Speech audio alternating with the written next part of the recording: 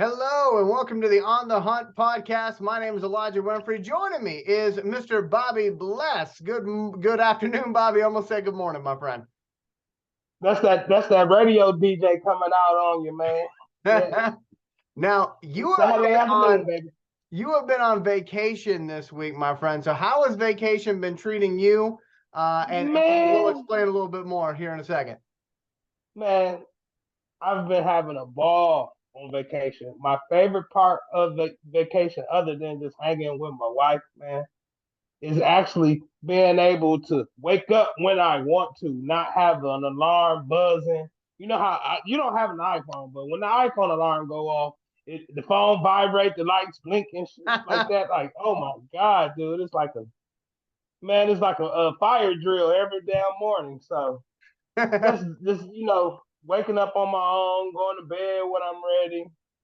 A lot of cocktails, I could say that, man. But most of all, just like first vacation in 4 years, to be honest. So I just happy and celebrated my birthday yesterday and Yes, had happy fun with birthday, my that. friend. And my wife, she had all my friends unknown to me. She said, "Oh yeah, we're going to the bar, have a drink and stuff." But as I'm sitting in here, every 15 minutes, a different day one friend coming in here and shit. And I was like, "Oh my god, she done set me up." But I had a ball, man. Uh, unbeknownst to me, she got in touch with my day one friends, man. We had a good old time bringing in my 40th birthday, brother. So Well, I great vacation, great I am vacation. certainly glad to hear that, my friend. You certainly deserve it. And I know that you are, looking forward to getting back there to your regular job, and making Yeah, sure those customers feel as appreciated. I'm sure they will probably be very happy when you come back. So I got a yeah. feeling. Not to mention my coworkers has been calling me like, "When you coming back, dude?" Like they can't wait. So I miss them too. That's what I told them. So obviously, it's just me and Bobby on the screen at the moment. Okay, so I feel Right. like we owe our audience a little bit of an explanation as to what's going on. So first of all, Yes, sir. everybody's okay. Everybody is okay. All right.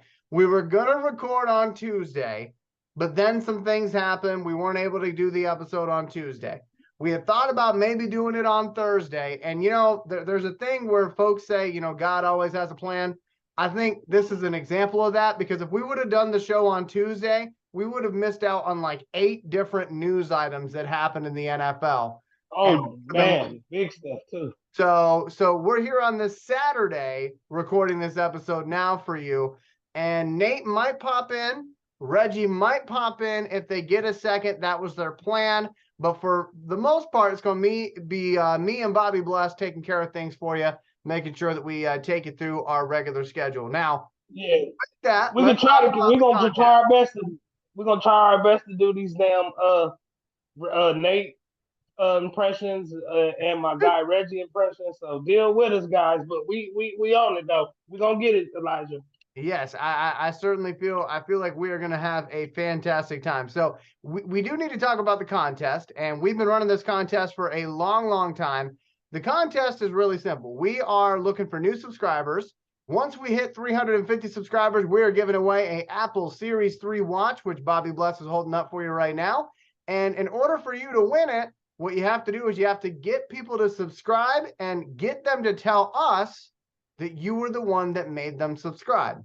Currently, we are at 346 subscribers out of the 350 that we need. So we are literally 4 away from being able to give away this thing. So we would ask kindly that you like, comment, and subscribe on this video, and that you encourage others to do the same, so that we can finally give away that prize. And Bobby, show them again, because I just want to point out to the audience that this is not like a used item. This is a brand new item still in the wrap, and we're hoping to give it away to you. Again, there's no wheel involved on this one. It's really simple. Whoever brings us the most new subscribers is going to win that watch. And I think we've been joking around saying that Nate's in the lead, but I know Nate's one of the top people to get us subscribers. So if you want to beat Nate, get us some subscribers. We'd love to see somebody else other than Nate wearing that watch. Right, Bobby? Hey, yeah, and not only that though. Full disclosure, when our guy Darius Slay, not Darius Slay, when those damn just to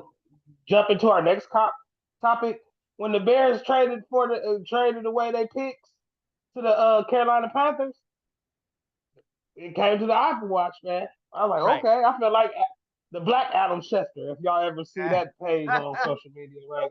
I So do I felt like I recall was plugged in. Yeah, oh yeah, it'd be good. But that. yeah, So let's so get we into the Chicago Bears conversation here, because obviously they made a pretty significant trade. And I know that, normally we don't like talking about the folks in our division, but this may affect us as to who now holds the number one overall pick. So I just want to get you the full details here of that Chicago Bears pick. And so, in case you didn't hear about it, which I don't know how you wouldn't, but in case you didn't, here are the details on that pick. The Chicago Bears give up the first round pick in the draft. They are going to be giving that pick now to the Carolina Panthers. And they're also getting a bunch of other things. So they are getting from the Bears the first round pick for or I should say from the Panthers, first round pick from the Panthers, which will be number 9. They're also getting the Panthers' second round pick this year, their 2024 first round pick next year, and their 2025 second round pick, along with DJ Moore, wide receiver DJ Moore, who was with the Panthers, will now be playing for the Bears. So just right out the gate, Bobby, I know you're not a Bears fan. I know you know Bears fans. How are you feeling about this? And have you had a chance to talk to your resident Bear fan to see how they're feeling?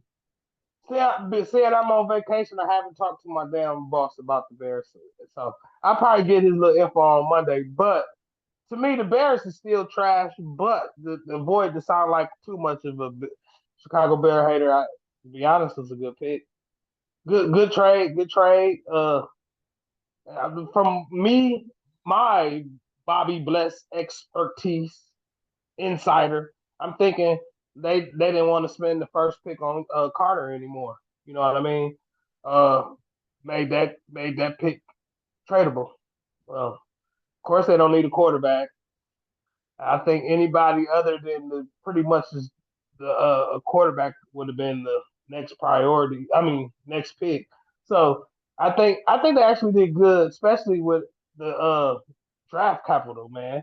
Because they basically going picking a little later, still got a top 10 pick. It's got added more picks, and then next year, who's to say Carolina won't suck again? And that'd be up there already for them. You know what I mean? That first pick next year. So they got something that's going making this trade. You won't know for 3-4 years if this was a good trade, but they got a lot of draft capital. And if DJ Moore, because from what I was looking at his Twitter, he wasn't all that excited about going to Chicago. Me personally, I would feel the same way because they suck.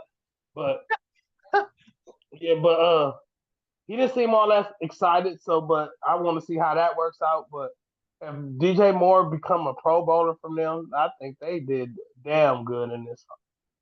If DJ Moore is become a guy with him and Fields, I think it was a good. It's gonna be only up and up for them. But that remains to be seen. To be honest. So for me, I look at this and I say draft capital is great unless your GM is an idiot. Because then all Right. you're doing is you're giving your idiot GM a chance to mess things up more. And I feel like for Chicago, their GM is an idiot. Like that's kind of how I feel about him. And if you ask me to back up that with facts, I would just simply say, look at how many times Justin Field was running for his life last year. Yeah. I mean, their offensive line sucks. And what do? You go out there and you get him a wide receiver. He can't Yeah. be the wide receiver if he can't stand up straight for more than 2 seconds. Yeah. The So, Bears might have the worst offensive line in the league. so They for just might. me, I mean, I'm not even a Bears fan, but I'm looking at it going, okay, you have the number 1 overall pick. Yes, you got a bunch of draft capital that you can use. I just really hope they use it to the best of their abilities as a football fan. But as a Lions fan, I'm saying, man, I hope they mess this up. I hope they mess Yeah, up they all gonna this hurt extra us. capital that they went out and got. And for the Panthers, it makes me wonder, Who's out there that the Panthers love that much? I'm gonna say Bryce Young. To You be think honest so? with you, yeah, because even though he's small in stature, there's no way to say it different. He's special, man. His anticipation on the throws let you know he can read the defense, and he ain't super fast, but he got good pocket presence, man. I really think it's something like that. And being that it's Carolina is more of a warmer temperature than it could be, you know what I mean? And I also see CJ Stroud, but to be honest with you, I can't put CJ Stroud over Bryce Young, and I wouldn't trade up the first pick to do it either. To be honest, I don't think you would Now, have to trade that high up. are you thinking Anthony Richardson? Because it seems like his No, stock has gone through the roof. yeah, I seen that. I seen that too, man. I don't know, man. Uh, his uh, judging off what Dan Campbell said, game tape mean more to him, and his game tape is bad. Yeah. So I went I hope not. I hope not. I went I and mean, I watched wish the Bears would have did it, not Carolina. But, I went and watched yeah, Anthony Richardson's game tape against Georgia. And I would encourage everybody who is high on Anthony Richardson because of the combine to go and look at what he did against Georgia. There's a video on YouTube where it's every single throw or opportunity to throw that he had, and it's all cut up in that game. No commercials, no other plays that yeah. you got to sift through. It's just the throws or the That's the opportunity. best way to look at game film. That's the best, Watch honest that, way. Yeah. watch that, and keep in mind that Georgia basically had an NFL defense. And then you tell me if you think Anthony Richardson should go #1 overall. Now, can he go anywhere else? Sure, I'd be fine with that. I think he is a good quarterback. I think he'll be good in the league, but I don't think he's a #1 overall pick. But somebody's got to be that enticing. Because the Carolina I'm Panthers wouldn't sensing just give I'm up all sensing that. some sarcasm in you. I'm sensing some sarcasm in your voice, big dog. You don't think he's worth it? Well, I think he'll be a good quarterback. I really do. I think he'll be a good quarterback in the league. I think that he needs the right situation, just like Will Levis. I think they both need the right situation. But this is what's frustrating to me, and this is going to be kind of going off into left field. But Go ahead, big dog. this is what's frustrating to me about the NFL draft process every single year. You've got the quarterback position, which every single year, doesn't matter if these guys are actually that good or not, they're going to talk about them like they're once in a generation talents. Now, I'm 29 years old, and there have been 29 NFL drafts since I was born. And I guarantee you, you look at the footage, there's probably been 29 once in a generation quarterbacks because they like to dramatize it and make it something that you Mm-hmm. want to watch. And I get that. They got to do it. They got to put on the show. But Anthony Richardson and Will Levis were not those guys in the middle of the college football season. And now all of a sudden, they're the only two guys you're really hearing about. And you got Bryce Young, who, yes, he's 5'10". I get it, okay? But he's not Kyler Murray, and they just immediately say, well, he's Kyler Murray. He doesn't play anything like Kyler Murray. He better than Kyler Murray.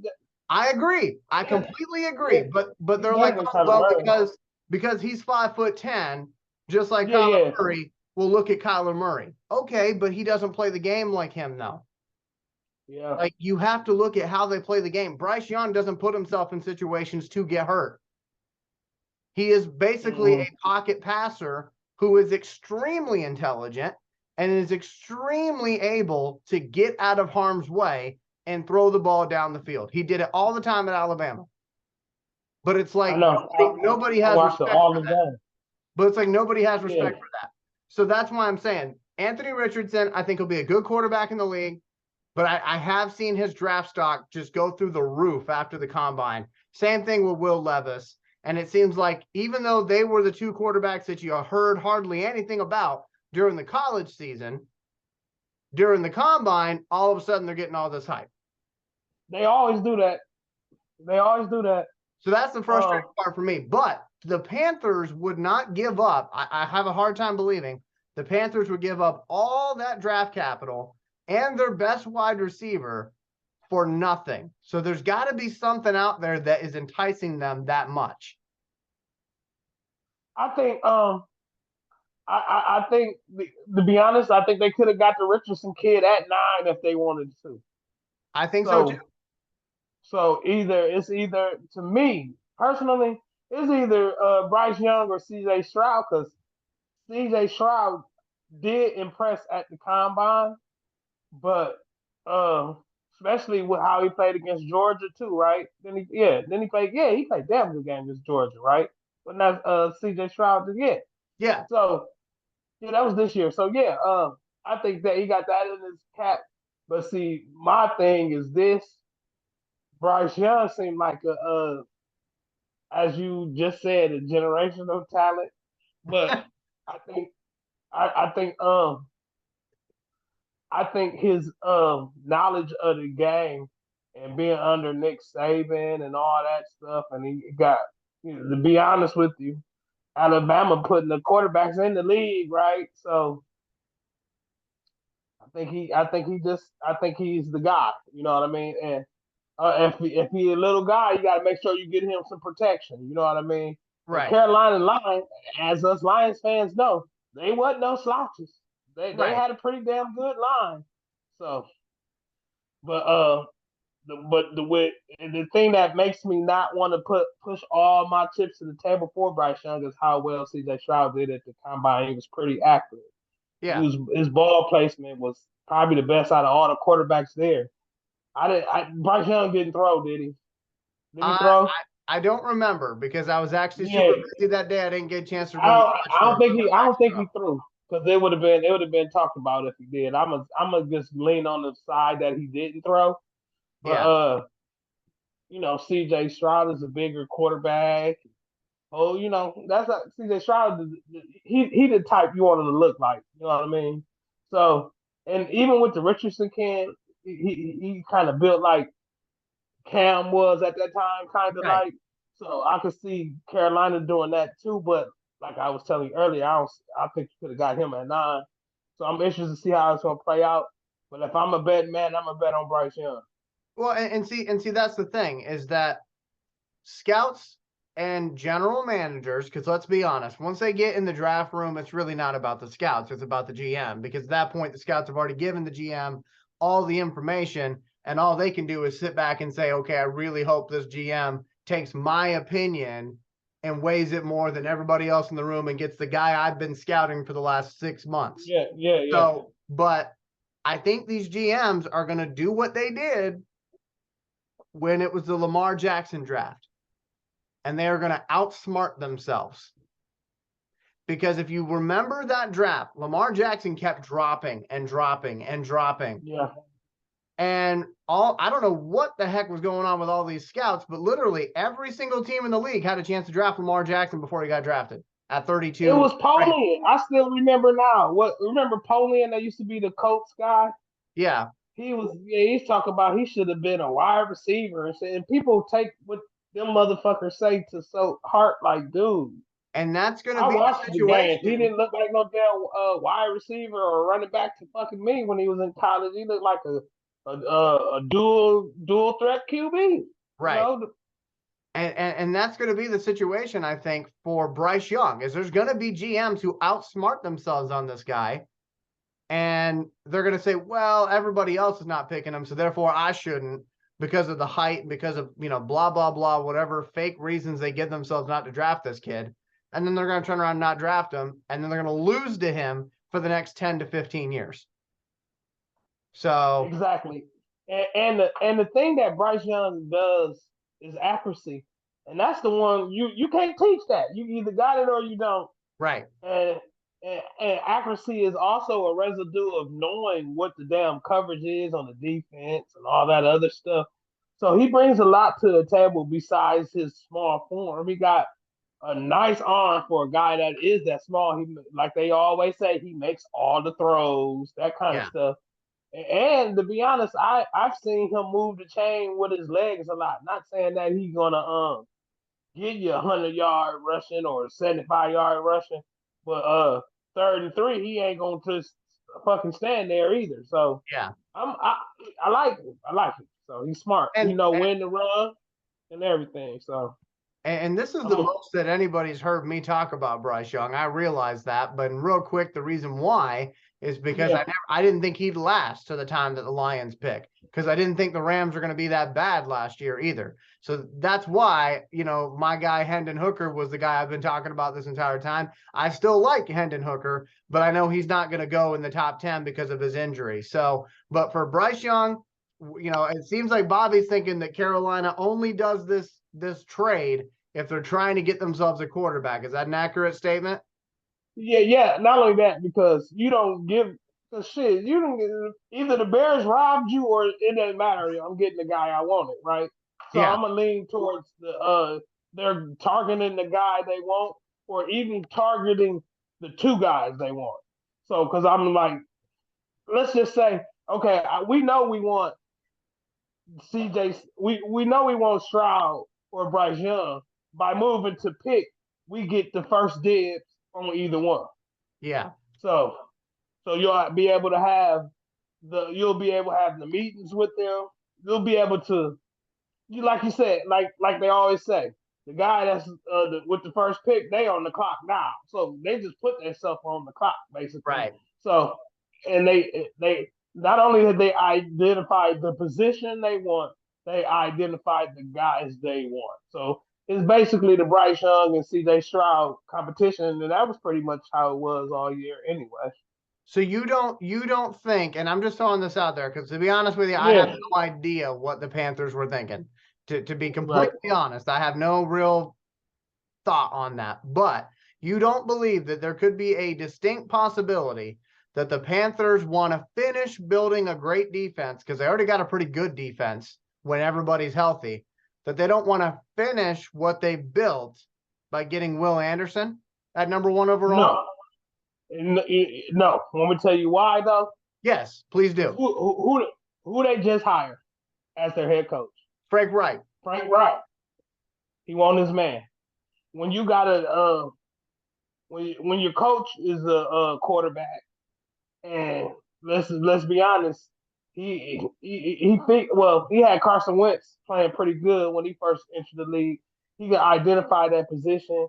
He can tell. He can know how evolved each quarterback is into reading defenses and et cetera, et cetera. And if I'm a coach, I want my guy. Mm-hmm. And we got an offensive coach, you know what I mean? Frank, right? So we can't. Hey, we giving the guy what he wants. And who is their quarterback? At the Who moment, they is their don't damn? know. At the moment, they don't know because it was Sam Who is their Darnold. damn quarterback? It was Sam Darnold for a little bit there. It was Baker Mayfield for a little bit there. It was Philip Walker for a little bit. Right. So, I mean, but I'm just saying, like, if they build that championship defense, they could get a quarterback later on in the draft. Well, I'm telling you right now, Frank Wright, he probably, because if I wasn't mistaken, wasn't he coming from the coach too, right? Yeah, he was coming from the Colts, and And, I and, and agree. the coach and the coach quarterback situation is shaky, right? Right. It's been He shaky been he since been Andrew Luck. he been yeah. So he's been probably not recruiting, scouting these quarterback positions for years, Right. and he probably was going to get one of these two guys in the draft anyway, No, I mean, regardless. and he's probably saying to him, like, first of all, I think that's a brilliant take that you have there, Bobby. Um, he's probably saying to himself, listen, if I'm gonna fail, I'm gonna fail with my guy. I don't want to fail with somebody Right. else's trash. So I mean, I get that. I get that. We got a lot of topics to get to, so we're gonna move on to a player that we know all too well who might be wanting to come back to Detroit. That would be Darius Slay. And Bobby Bless, I'm gonna toss it over to you. Why is Darius Slay unhappy after he was just in the Super Bowl with the Eagles? For folks who don't know. Yeah. Everybody know. Well, most Lions fans know when Darius Slay he left the Lions under some bad pretenses. You know, Uh, Matt Patricia. I'm gonna take the quote directly from Darius Slay. Said that he disrespected him as a man. Uh, it's looking like Matt Patricia is a lead candidate for one of the one of the defensive coaching on their staff. If I'm not mistaken, I think it's linebackers coach. And I feel Darius Slay. If I got to be anywhere in this building, this is a team I don't want to be with. So, so the question to me is, do they like Darius Slay, the man in the trade, meaning like they getting Patricia or even considering like the way that it was bad. It was really bad how they left here. So maybe like even considering this guy, knowing what I went through with this because Darius Slay, one of their best players on the team. Right. So even you considering this guy, knowing the relationship I have with him, maybe he like, hey, I don't need to be here. This ain't where I want to be, type thing. I would love to see him come back to Detroit. I don't think he should have left. And I'm kind of superstitious, and I think that'll go a long way in breaking some curses with us Lions, especially how these guys leave on bad terms. We bring one guy back. He's already a leader on the team. Because when Darius Slay walks through the door, he'll get the respect. It's not fake respect. They know this is a guy. You know what I mean? He knows this organization inside and out. He when he was here, he played at a all pro level. This facts. We can't deny this. So I would love to see him back, and I would also love to see the Lions fans have the same amount of energy about Darius Slay than they had with like they had with Jalen Ramsey. I think he would be even a bigger addition, not on skill set or nothing, because I'm not gonna sit here and tell you that Darius Slay is better corner, but Darius Slay is a better leader to me. Because what he brings to the table is, I wish Nate was here because Nate can speak on it way more than me. You can say whatever you want about Darius Slay being a clown, this, that, or other. He is a technician when it comes to that quarterback position, and he comes from a culture with Jim Caldwell and our guy Glover Quinn that teaches these young guys. Right. They're not worried about this guy taking our spot. We teach each other. You know what I mean? Yeah.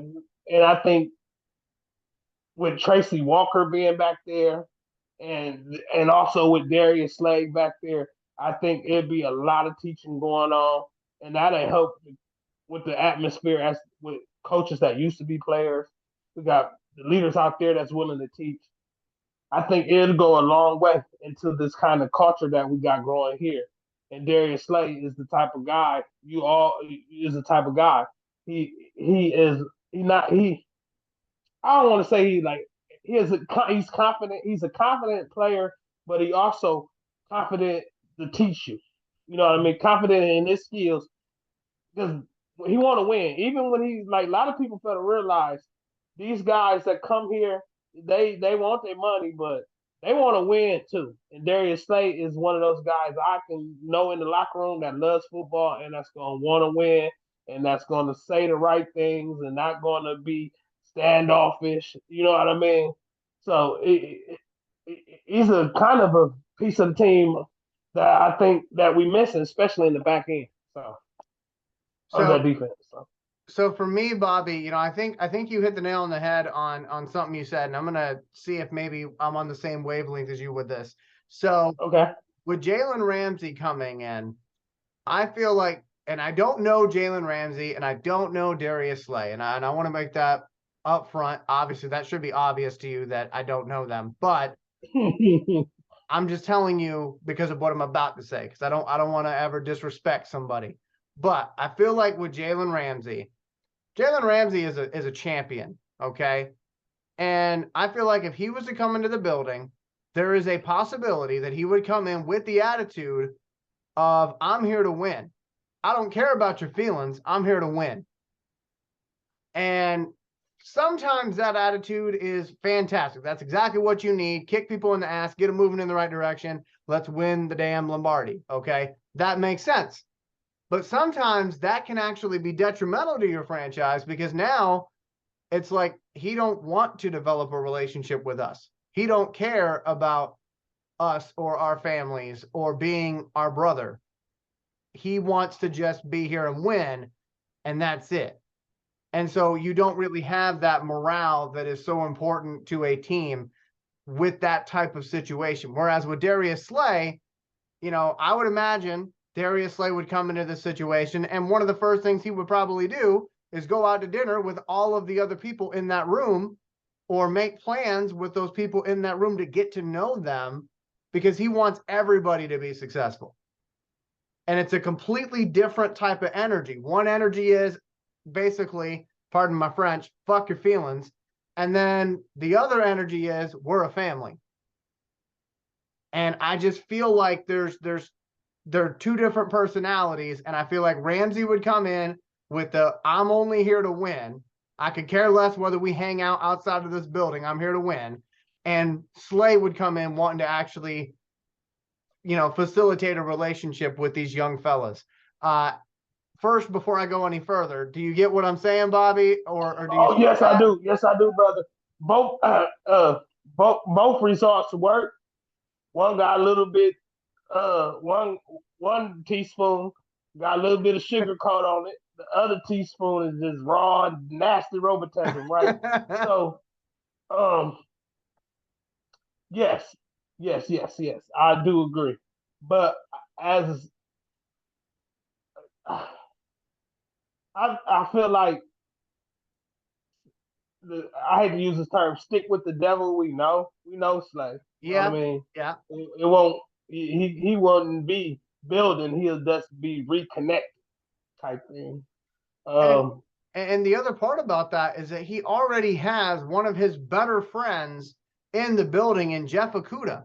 Now, last season on this show, I talked about where I would see Jeff Okuda going if the Lions don't sign him to a long-term deal.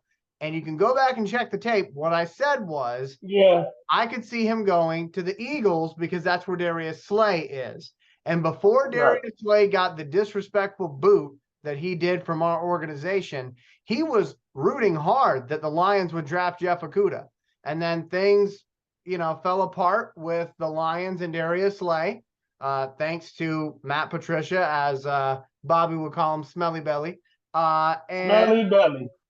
and then all of a sudden, he's with the Eagles, and Jeff Okuda ends up with the Lions. Exactly where Darius Slay wanted him to be, but they don't get to play together. So I think that would be a pull. And I do want to mention that Darius Slay is not a free agent. So this would have to be a trade if we were going to do it. And I think because of that, he would actually be a better value than Jalen Ramsey, because I think the Rams, if they were to even entertain a thought of trading Jalen Ramsey, I think they're going to want a first round pick for him because I Yeah, don't think they yeah, have a first round pick right now.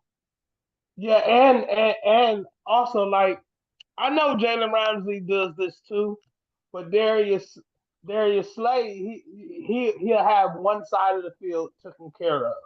And I know Ramsey would do the same thing, but he'll be a little bit cheaper, and he'll be like, we get the like, we signed Darius Slay today, or trade for Darius Slay. We already know we didn't traded for a team captain. Not it's more than just on the field. It's the having a general out there, a teacher out there on the field makes a lot of difference. And with Darius, and with Jalen Ramsey, I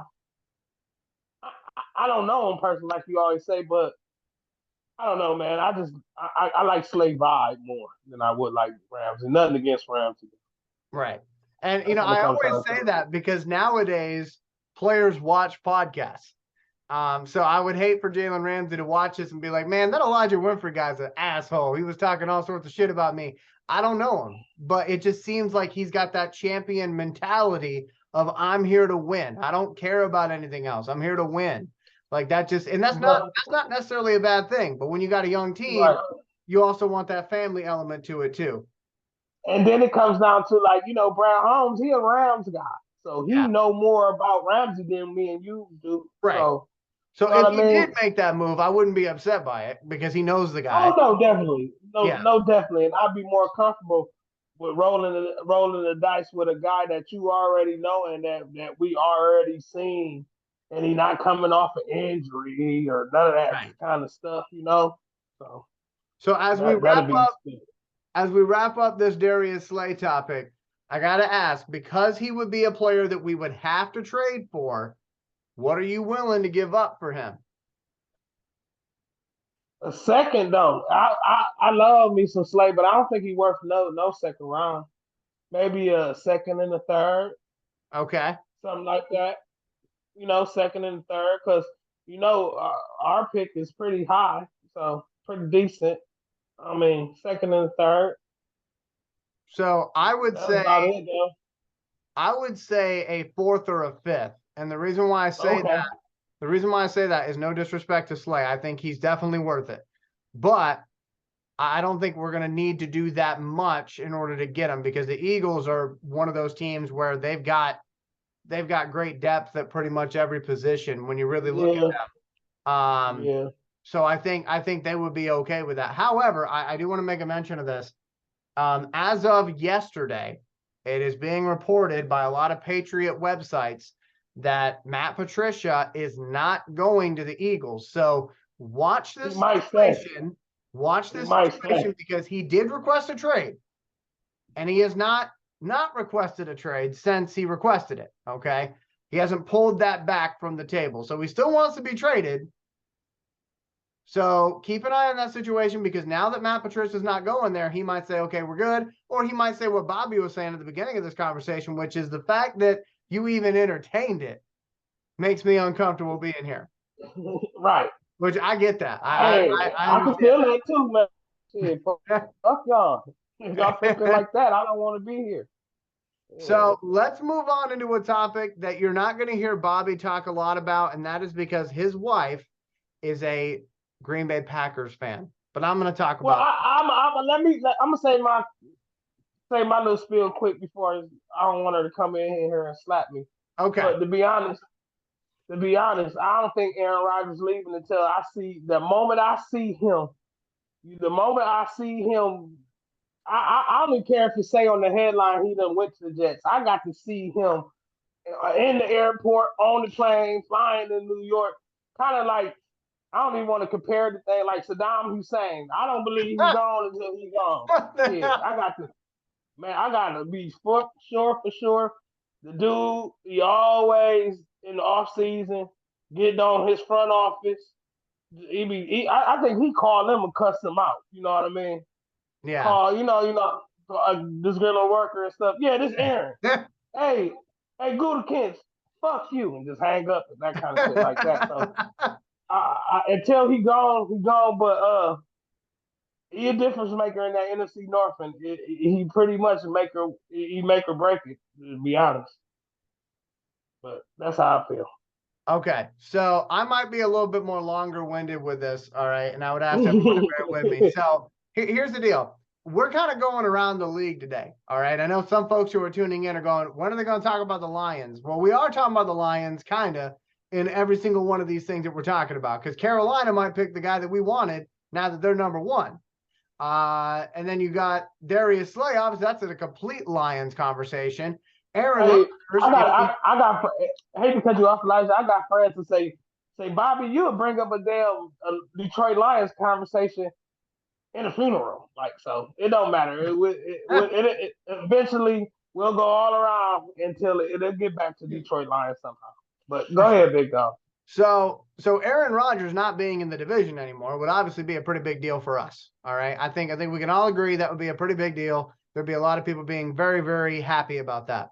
So let's talk about Aaron Rodgers. Aaron Rodgers is like a WWE wrestler. Okay. He's that guy that starts out his career and you're kind of rooting for him because he's the underdog. And then all of a sudden he starts becoming an asshole. And then everybody's saying, oh, no, we don't like that guy. Because that's basically what's happened with Aaron Rodgers. Because if you remember, back when he was drafted, in that draft that seems like forever ago now, with Alex Smith.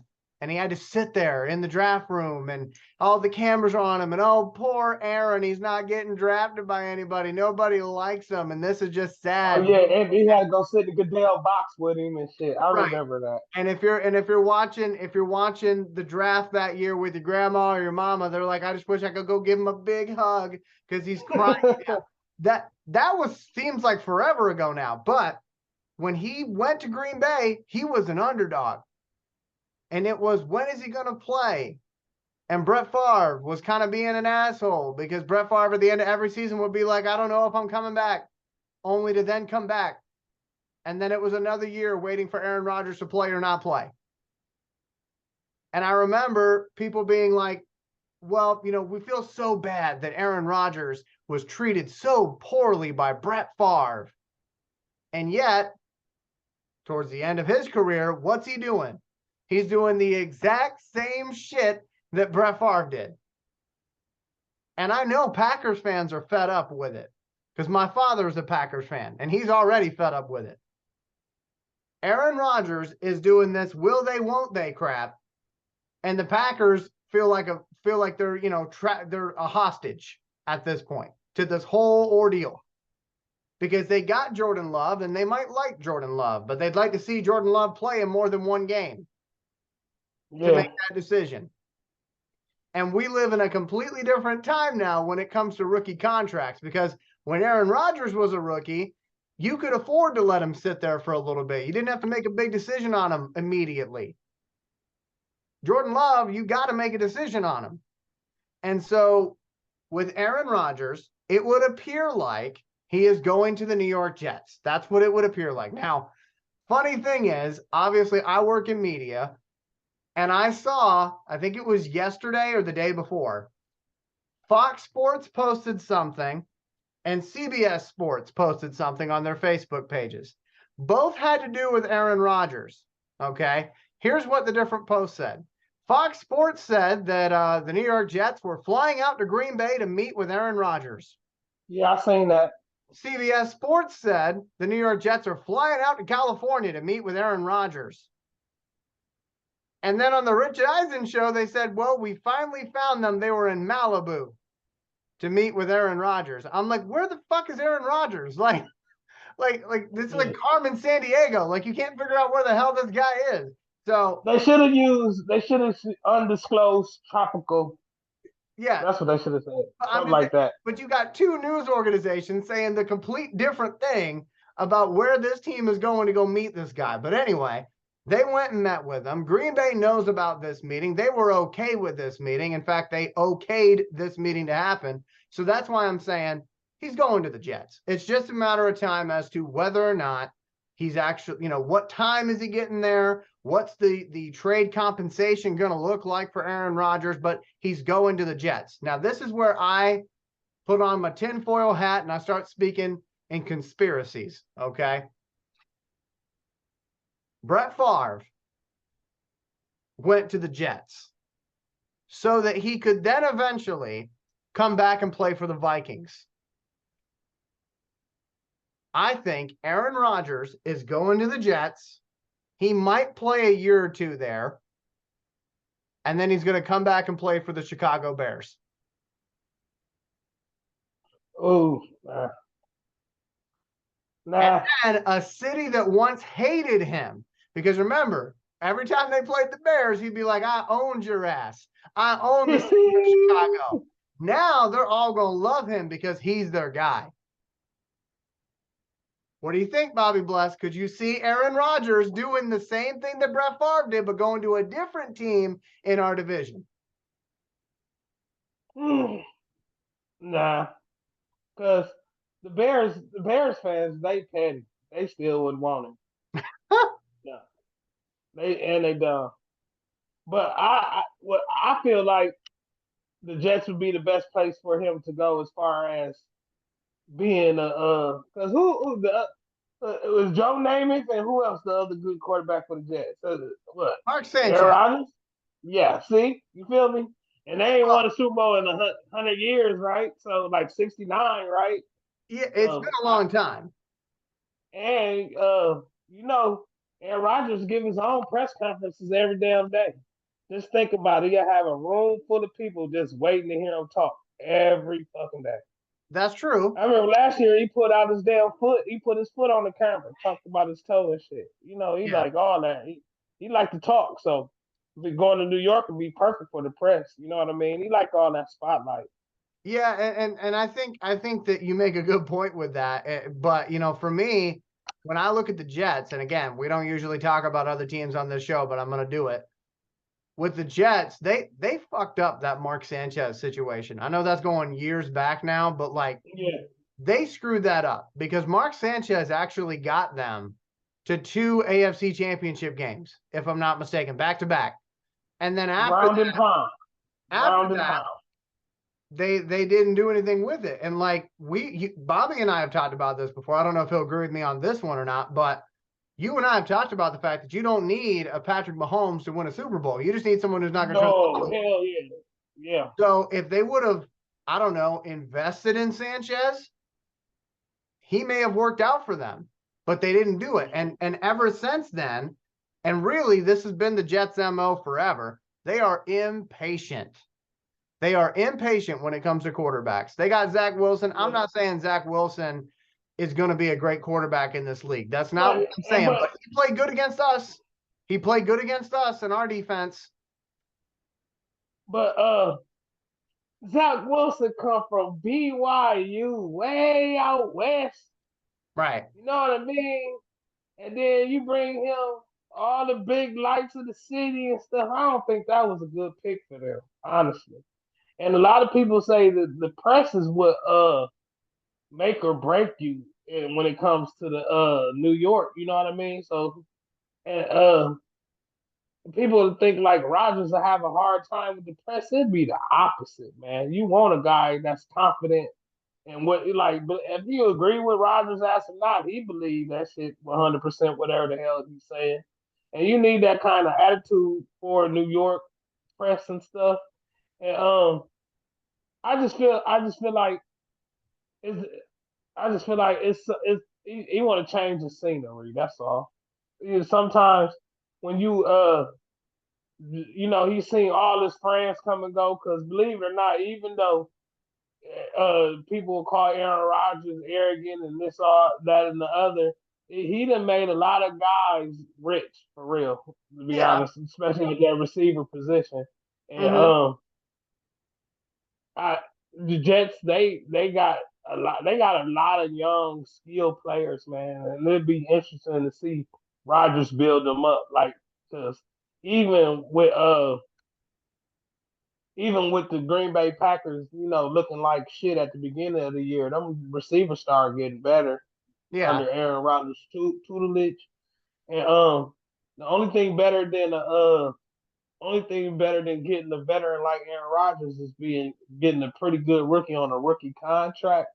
But as far as a quarterback that's gonna plug and play, I say Aaron Rodgers is the one that can. And the fact that, believe it or not, that Hackett kid is the Hackett kid. That Hackett guy is the offensive coordinator with the Jets too now. Yeah. I think Aaron Rodgers gonna already know all the plays and everything, so it'd be the best, like, quick feel. You know what I mean? But anything can happen. Anything can happen. And like I said, Michael Myers always come back, and that's how I feel like Aaron Rodgers. So two things just real quick. I certainly agree with, you know, Aaron Rodgers has certainly made a lot of people rich. I think there's a lot of receivers who were not, you know, big names before they played with Aaron Rodgers, and then they were kind of big names afterwards, but then they didn't find the same type of success in other places. Yeah, Randall Cobb being one of them. What I would say though is, as far as him bringing up receivers and helping train receivers, I feel like this is where I would need to say, in the past 3 years, it has not been Aaron Rodgers who has been training these receivers. That is kind of a misnomer because he should be, as the first overall quarterback, he should be out there doing extra workouts with his guys and everything else, but he's not. Jordan Love is the guy who's been doing that.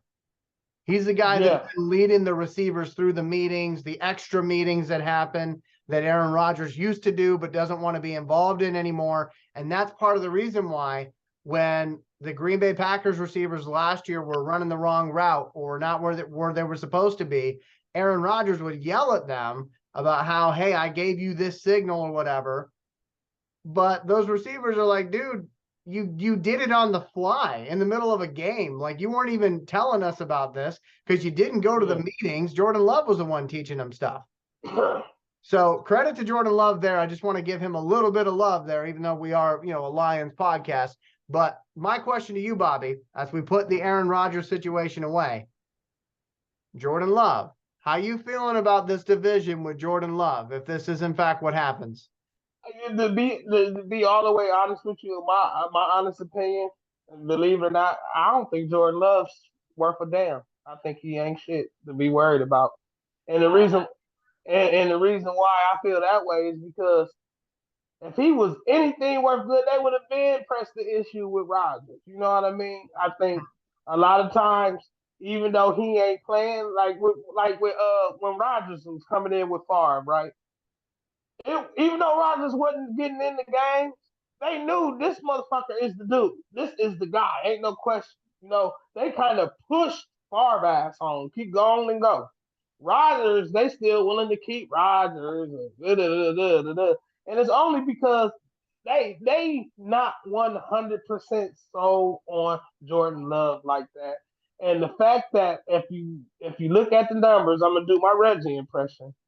Typically, most of the quarterbacks, really good backup quarterback, make on the same level as a quarterback on the rookie wage scale. So, instead of getting a reliable backup, you drafted one that's going to be around and learn the system. But until until Rodgers leaves, you don't never really know what you got with him because he hasn't even played long enough to know if he can take a hit yet for real. You know what I mean? So there's a lot of stuff. I'm pretty sure though. This what I won't do to the young kid Love. I'm not gonna believe he sit there all that time not paying attention to what fucking Rodgers is doing, Right. learn how to read the defense and all that stuff.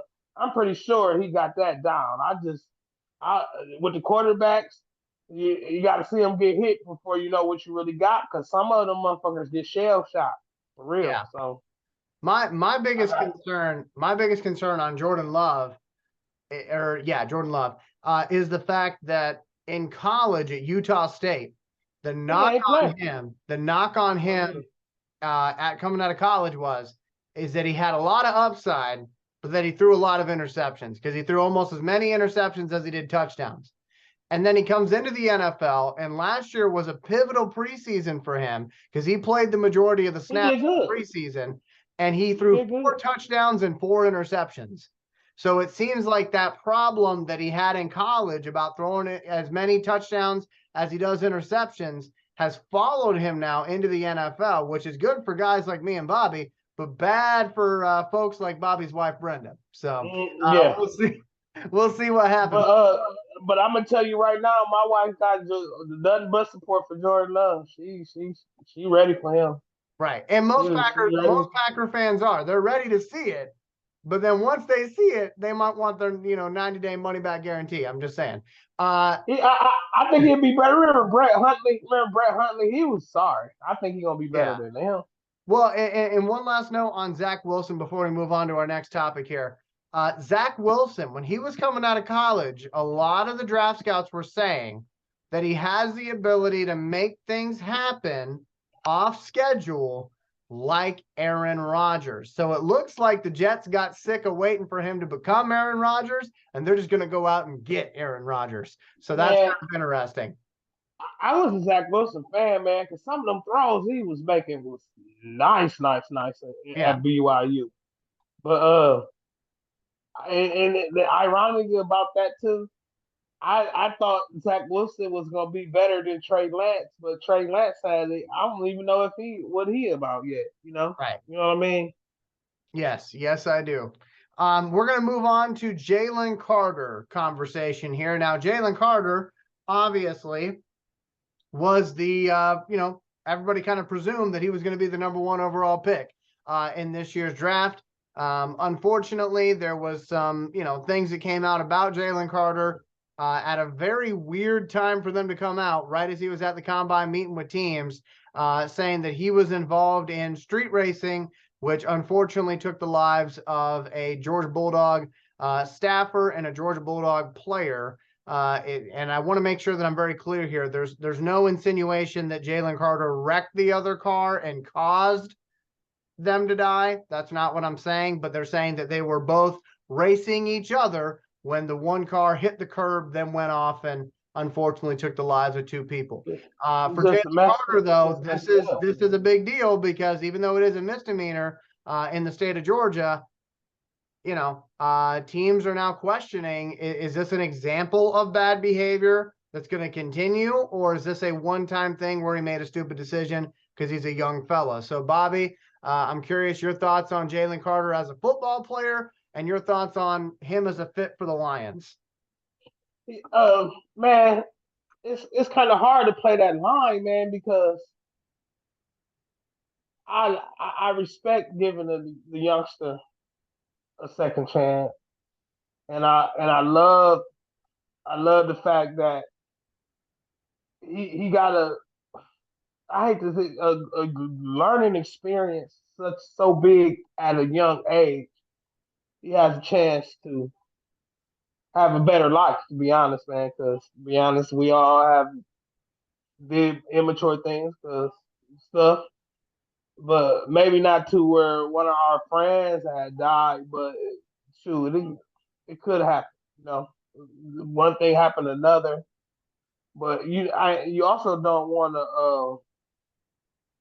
You also don't want his talent to be the reason why you even give him a second chance. So of course, like you always hear in the draft, this is going to be a decision directly from the owner, kind of thing. But I'm all down with giving this kid a second chance. Uh, in the eyes of the law, sometimes we act like the NFL is bigger than the law. In actuality, is not though. Mm-hmm. The kid got 2 misdemeanors. It's not nothing you want to lock him up and throw away the key. But so with all that being said, I said that to say this, that I would love to pick him at the 6th pick because I'm down with second chances, but mainly because of the culture we got now. We got full of ex players. We got ex players. We're getting vets. To be honest with you, even like Aiden Hutchinson, you know what I mean? I think he seems like a good quality leader on this team. I think he get around him, talk football. Dan Campbell, he can get his mind in the football and show the world that, hey, remember that guy? Da, da, da, da. You know what I mean? That he can move on and go into a better direction. A lot of people think these first round draft picks and whatnot, they act like they own the world, but sometimes God have things in your life that humble you, and maybe this is a humble experience. So I'm good on it. I could totally understand people not wanting to even be dealing with that kind of stuff, but that's when the talent comes in. Like if we can get this guy in here and get his mind straight, he can be the Lions. He can be one of the best players to ever put a Lions uniform on. But that's what I really feel about it, brother.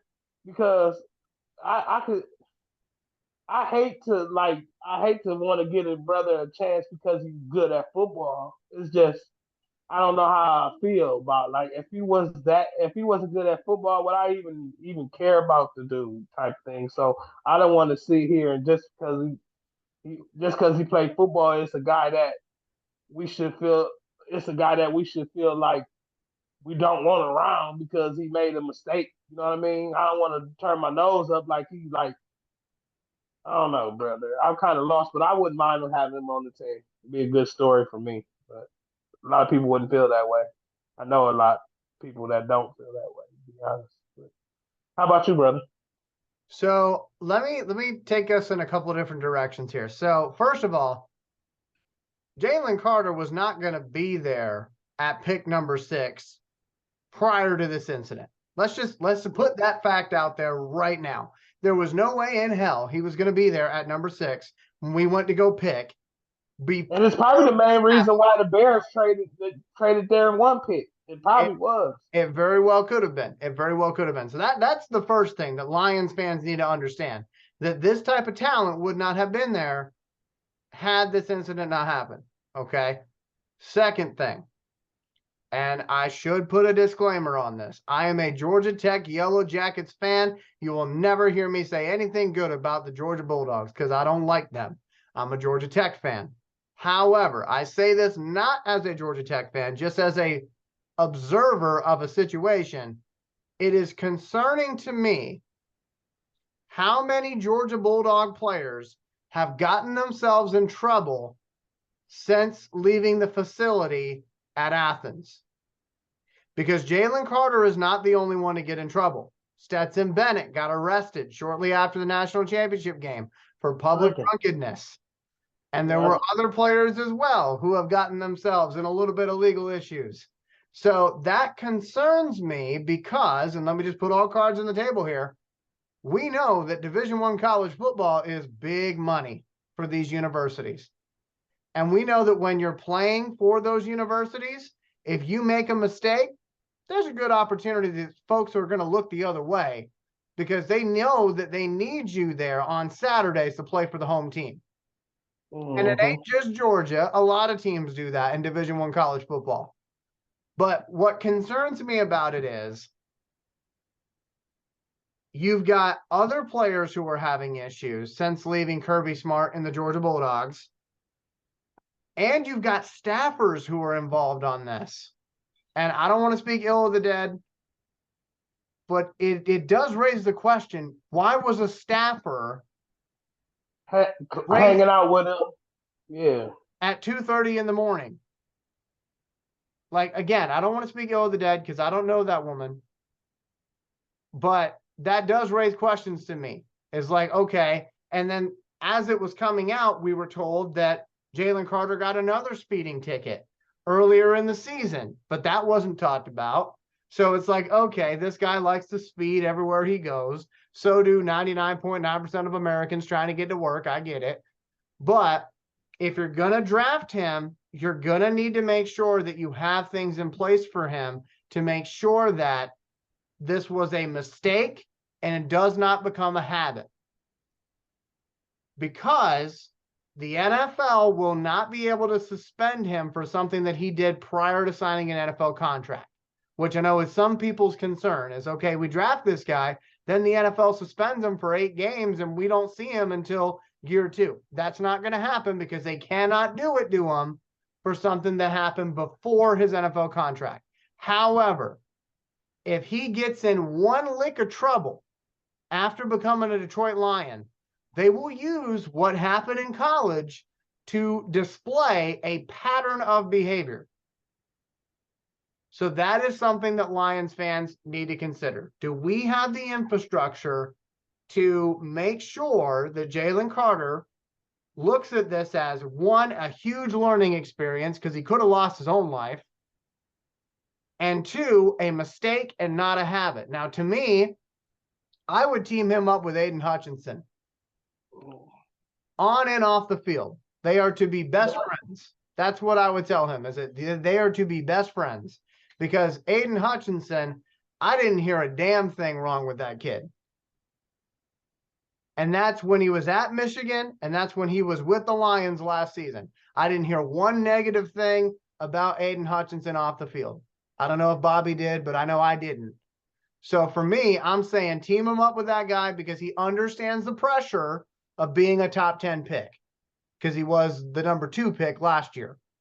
So for me, I'm not hesitant to draft him, but I am saying before I draft him, do we have the infrastructure to make sure this kid is successful?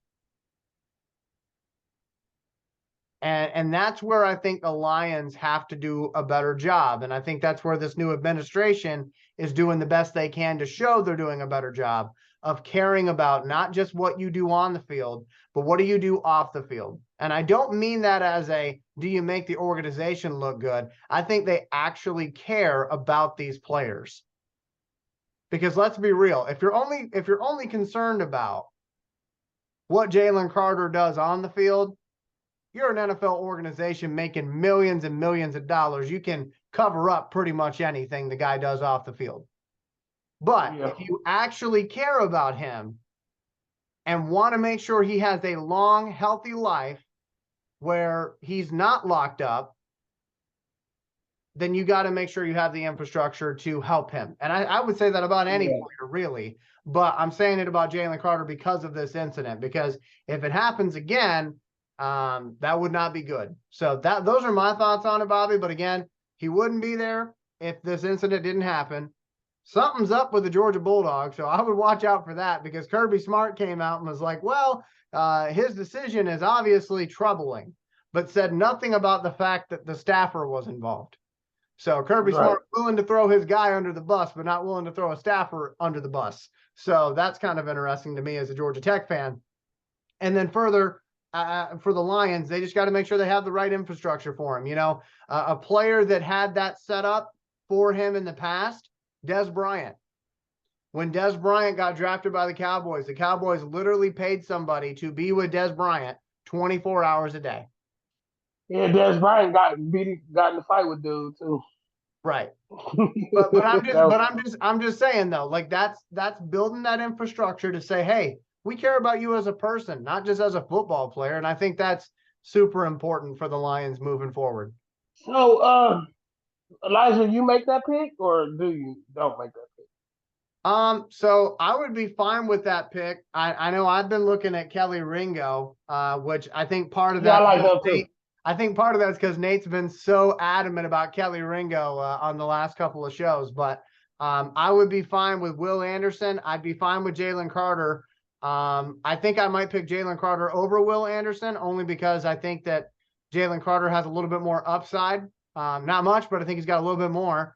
And I also don't think Will Anderson's going to be there by the time we pick at 6. So I would be fine. I would be fine picking Jalen Carter, assuming that you have got to take care of this kid. You can't just have him out there on his own devices, because obviously, he has some issues with decision making. And I'm not saying that to be disrespectful. I'm actually saying that because I care about the Lions interviewing. Did the Lions interview him at the combine? I don't know. I'm not sure. I'm not sure how many interviews he actually got to do, because when that news came out, and let's just talk about that for a second.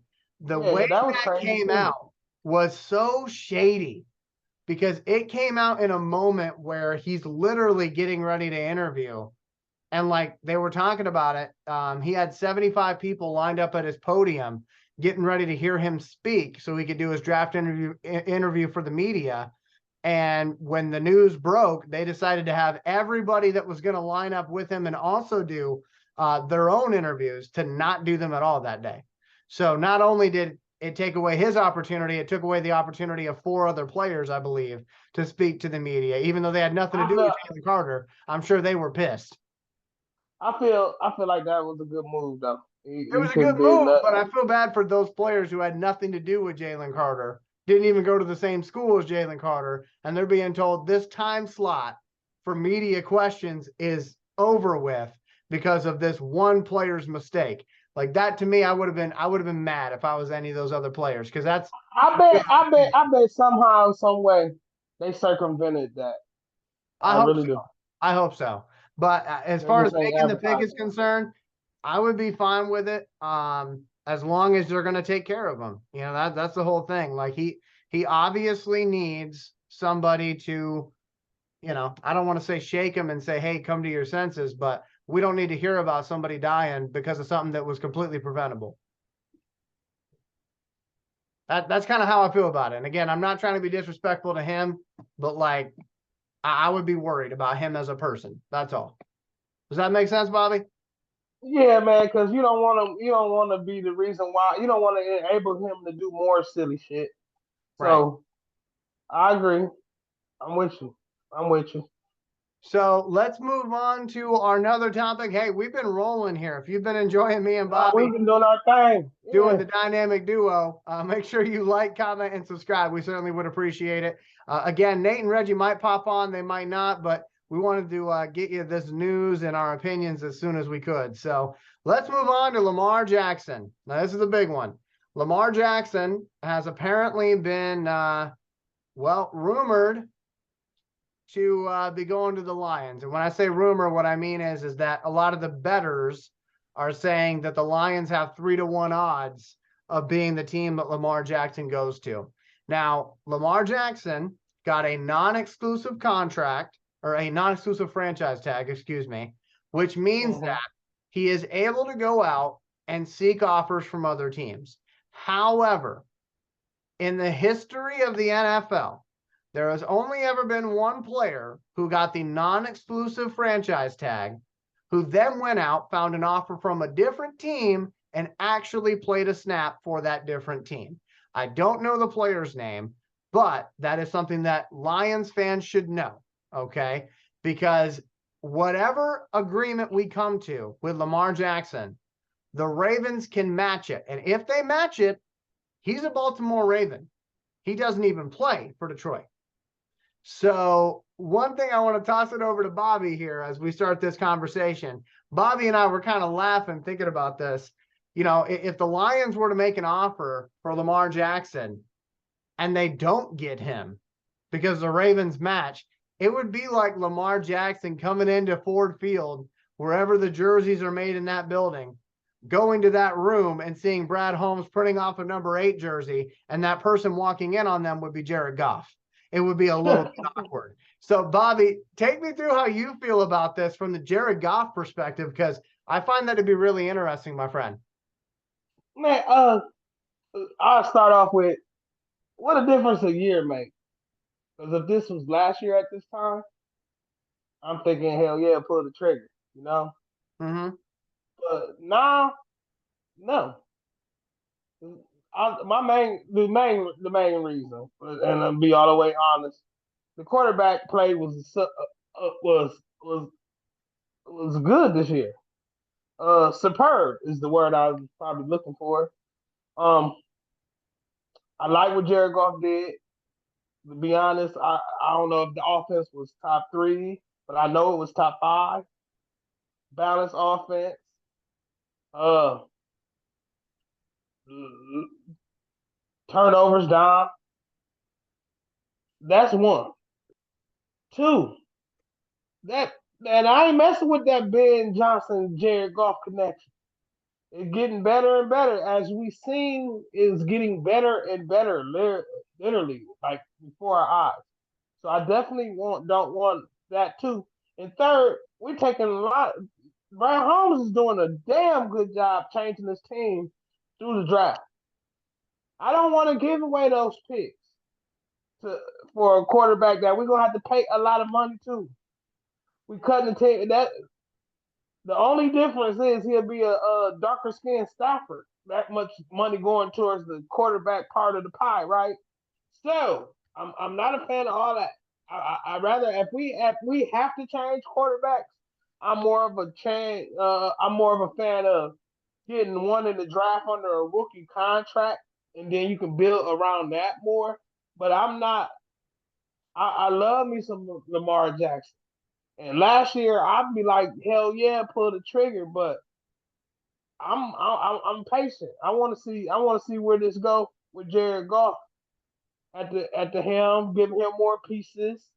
Not even giving him more pieces, let him finish what he started.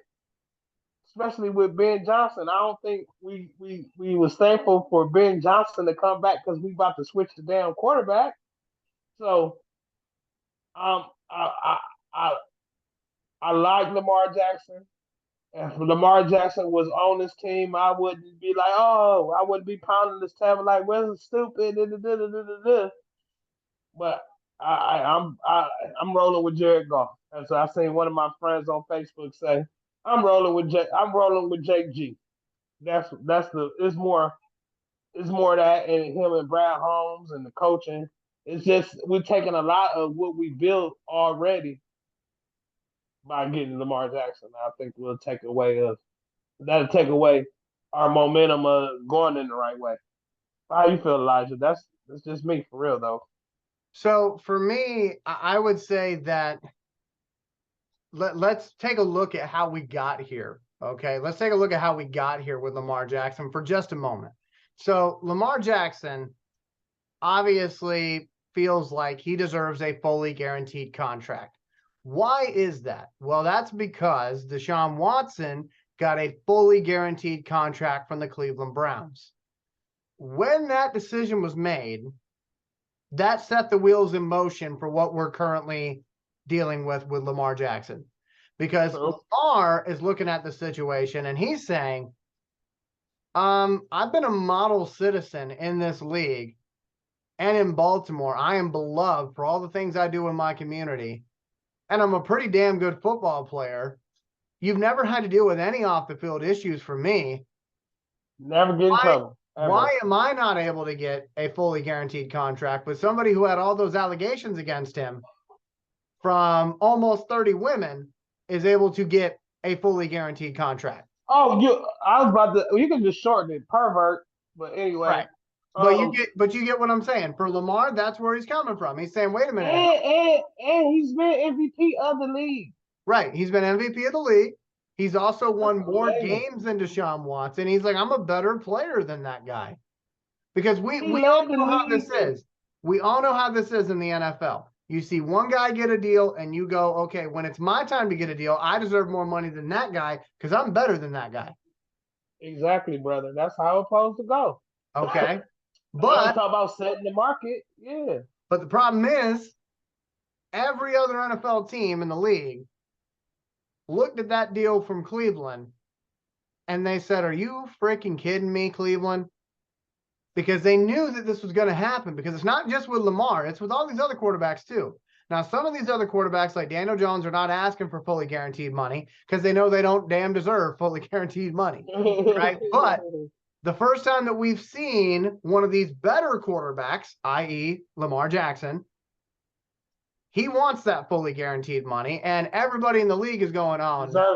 This is going to set a precedent now, and it's going to become a habit where all these quarterbacks are going to want fully guaranteed money. And where will that lead us? Because remember, fully guaranteed money is the enemy of the NFL, because the NFL loves the ability to be able to get out of contracts and not have to pay guys the amount of money they signed the dotted line for. Let's just be honest about that. That's true. That's true. So for Lamar Jackson, he's up against a couple of things here. Number one, the Ravens don't want to give him that fully guaranteed money. Number two, they did not just allow him to go seek an offer. Okay. They did it with strings attached so that they could match it if they want to, forcing him to stay there, even if he doesn't want to be there, which I think at this point, I don't think he wants to be there. On top of that, he doesn't have an agent. You know, he's his own agent, which a lot of the agents don't like that. And I'll let Bobby speak on that here in a second. But you also have all these NFL teams who don't want to be a part of the problem, and the problem being fully guaranteed money for these really great quarterbacks moving forward in the future. So I think there's a little bit of collusion here to not give Lamar fully guaranteed money, because now if you do, that's two young quarterbacks in the last 5 years who have gotten fully guaranteed money. So now the really young quarterbacks coming out in this year's draft, when they come up for a contract, what are they going to want? They're going to want fully guaranteed money. Now, with the agent thing, Lamar doesn't have his own agent, so who is that pissing off, Bobby? The other agents, brother. Shit. Because it's not just bad for the NFL, it's bad for them agents.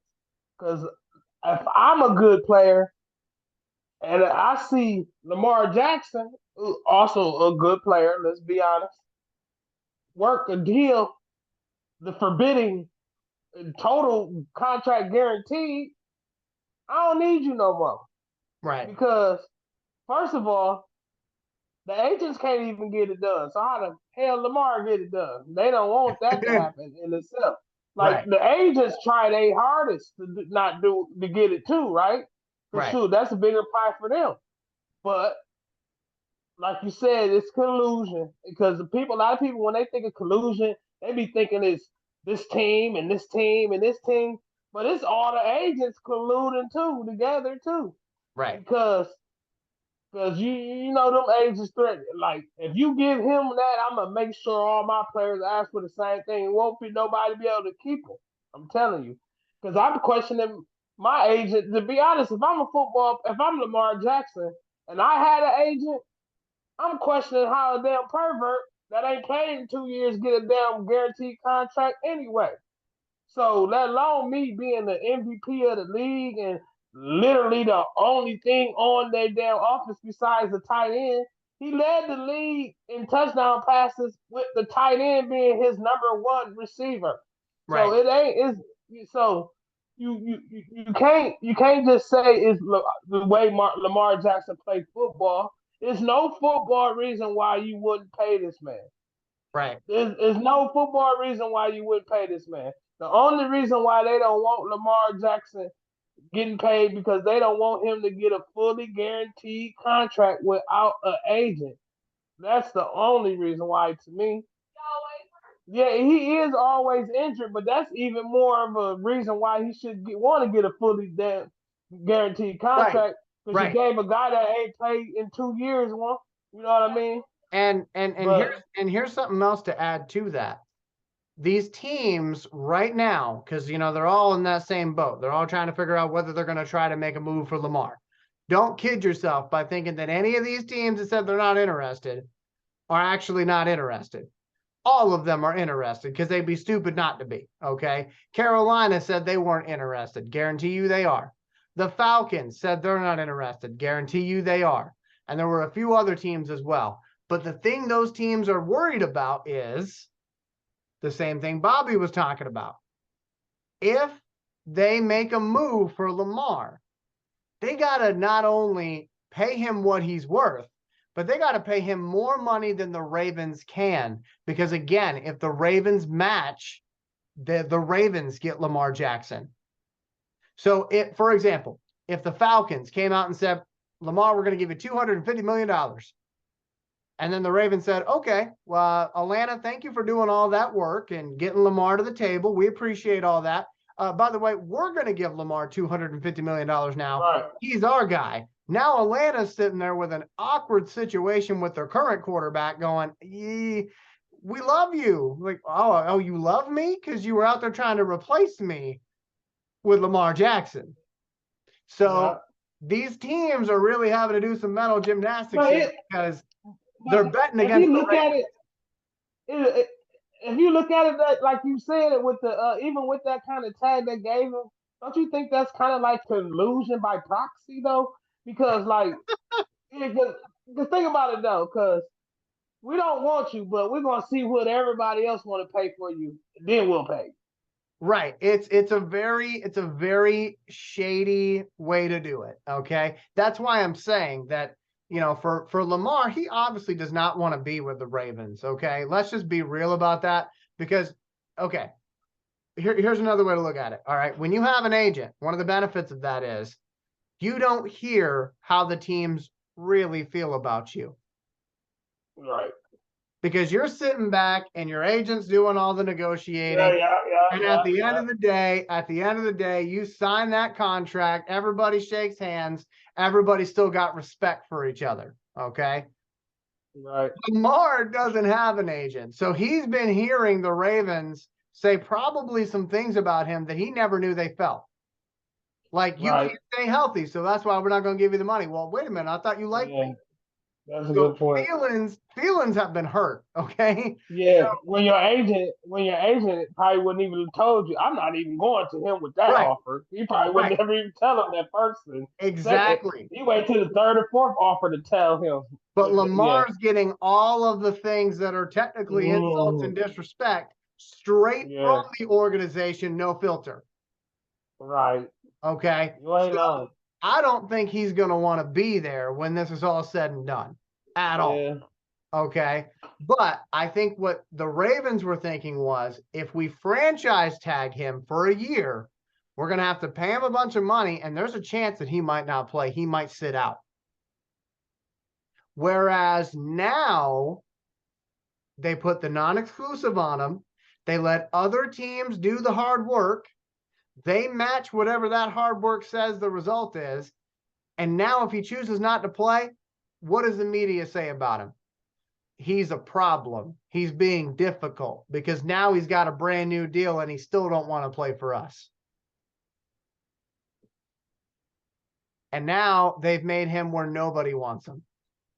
So as far as the Lions are concerned, okay, now that we've gave you all the context in the world, for the Lions, they got to give an offer for this guy that the Ravens can't possibly match. As the Godfather would say, you got to give him an offer that he can't refuse. I don't know what that offer looks like because I don't know how deep the pockets run in Baltimore. But I'd imagine, because Deshaun Watson got $230 million guaranteed, I'd imagine that you're talking north of 250, maybe bottom line $250 million. And then in reality, probably more than that. That's what's going to need to be done for Lamar Jackson. And on top of that, if you do outbid the Ravens, you still have to give them 2 first-round picks. So there's a lot to think about here for Lions fans. And I've seen a lot of Lions fans sound off on this. And they're like, why would you not want him? Well, I would say, and Bobby's already said this, if you make a bid on Lamar and you lose, now you got to explain to Jared Goff and his teammates that love him why you were bidding for Lamar in the first place. Makes it very awkward in that locker room. On top of and not to mention too, say for instance, their plan was to get a quarterback in the draft and trade Goff. You didn't water down Goff trade value anyway. That's in another part too, but mostly I think Jared Goff has played so well. Jared Goff has played so well where that we don't need to replace that position. But like you said, like you was always say, we need a quality backup, and that's why I don't throw drafting a quarterback into the situation because you can get you a reliable backup, right, young backup you teaching, and he's still young, you know what I mean, and he's still learning the system. He ain't just a fucking journeyman because most of these quarterback backups they wash, so they just go from team to team anyway. You get a young guy like similar, like even with Jordan Love, but like the right way though. They ain't gonna keep him in there forever, but it'll get a chance to know what you got with Goff. And most of these, like if you get him in the second or third round, you can get him 1 or 2 years and do it all over again. The only exceptions, as we wrap up this topic, the only exceptions that I would say to this as to why the Lions should go for this, because I gave you a lot of reasons why they shouldn't or things they should think about before they do. Here are the reasons why they should if they're going to. If you believe, as the Detroit Lions, that you are 1 player away from winning the Super Bowl, go for it. If you believe that window is right now, go for it. I personally don't believe that window is right now. I believe that we're 1 draft away and then we're in our window. I think this draft here, we need this draft to go well. And then we're going to get to the playoffs next year. We might lose in the playoffs, which would suck, but we'll get there. I think we'll win a playoff game and we'll lose the next one. But then next year we're in our window. That's what I believe. But if you believe the window is right now, the window of opportunity is right now, then go get Lamar. Because if you get Lamar, you are not going to have the money to get anybody else for the next 5 years. That's why I'm saying that. If you believe that opportunity is right now, then go ahead and do it. Because if you do it, you're not going to have the money to pay for people in the future. Other part that I'll mention. I lived in Atlanta when Michael Vick played for the Falcons. I was very much a fan of the Michael Vick experience, of seeing him out there taking everybody's ankles and everything else. Okay, I loved seeing Michael Vick play football for the Falcons. And when I watched Lamar Jackson, I think he is Michael Vick 2.0. I think he's a little better throwing the ball than Vic was, but I think he's Michael Vick 2.0. And so for me, I look at it like this. Michael Vick was held back because the team around him wasn't very good. Okay. When he was with the Falcons, they didn't have a great defense. They didn't really have a great offense. Dan Reeves literally said, Michael, if you look up and they're not covering you, okay, if they're in man-to-man defense, that means nobody's covering you. I want you to run. That was their entire playbook. Okay. So he was able to get to an NFC championship game. Michael Vick was able to get to an NFC championship game before they got demolished by Donovan McNabb and the Eagles. He was able to go out there and be the first team to beat Brett Favre at Lambeau in the playoffs in God knows how many years at the time. Okay. So he was able to have success as the only guy on the team. But if we get Lamar's walking into a situation that is much better than anything Michael Vick ever walked into with the Falcons. So I would say that, and then I would say, how excited does that make you? Because he's not going to have to run for his life all the time because he's got a great offensive line. He's got some pretty good running backs. He's got some pretty good receivers, and that defense is young and hungry. So you get Lamar, if you think this is the opportunity, and if you want the Lamar Jackson experience in Detroit. Because it could be very exciting if he stays healthy. And I think he would stay healthy because he's got a better offensive line. So, again, I know I gave you a ton of reasons why you should be hesitant about this. But, again, if you're going to go for it, you're going for it because you believe this is the year. And you don't care about the fact that you're not going to be able to pay people in the next 5 years because of this big, huge contract you do with Lamar. And you believe that Lamar can do what Vic did, which is get us to the NFC Championship game, get us to the Super Bowl and win it because of what's around him. And we got a pretty good supporting cast. Look at what Jalen Hurts did last year. Jalen Hurts did a great job. It'd be the same cycle we went through with Stafford. I be personally like paying the quarterback a lot of money. It don't work here. So I agree with that. I agree with that, Bobby. I'm just saying, again, if you're the Lions and you're going to do it, you're going to do it because you think this is it. Yeah. And if you don't do it, it's because you think we still got some things we got to improve on before we are one player away. So it's interesting. Well, I'll see what happens. I won't be upset if they do it because I think it'll be exciting either way. But I would feel bad for Jared Goff. And you actually said this in the planning session, Bobby.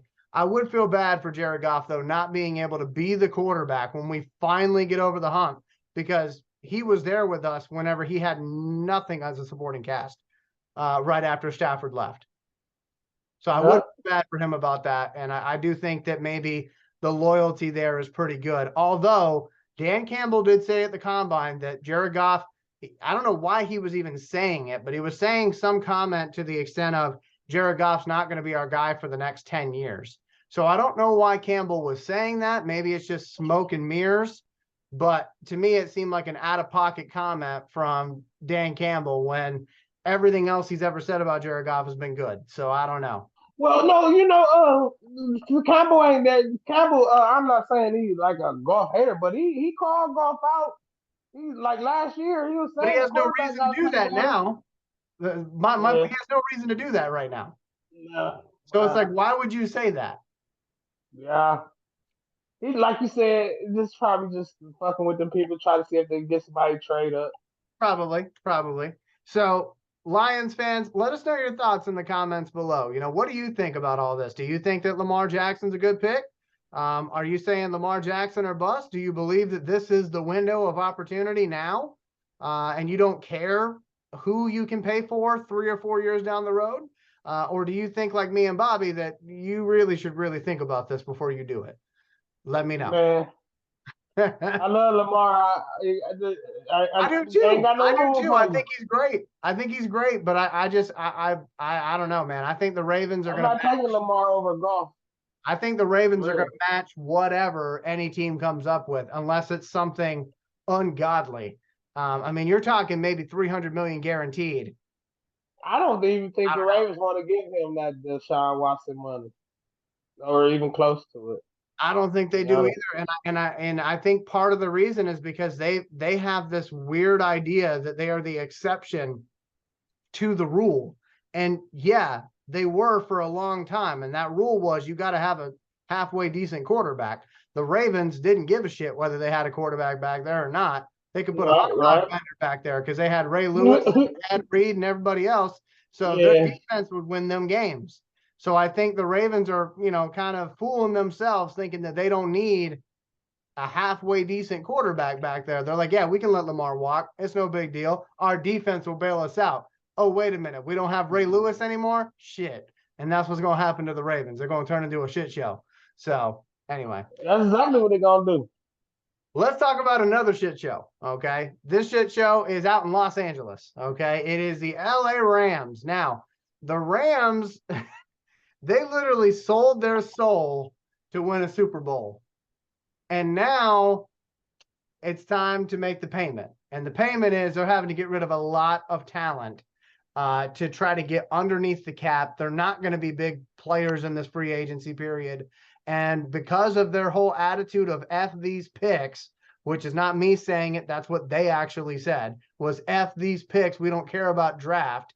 They don't have a first round pick to F, basically. So you've got a lot of players who are former Rams players who are now on the open market. You got Bobby Wagner out there. You got Leonard Floyd out there. You're going to be seeing other players from the Rams out there as well. Bobby Bless. I hate to even bring up Smelly Belly with you because I know that's going to derail us, but the former administration liked to go back to the well they knew the best. They like to dance with the devil they know. And they would get us every former New England Patriot. Do you think that Brad Holmes is going to do that now that the Rams are literally trying to get rid of everybody? I think the Ram situation is always in play.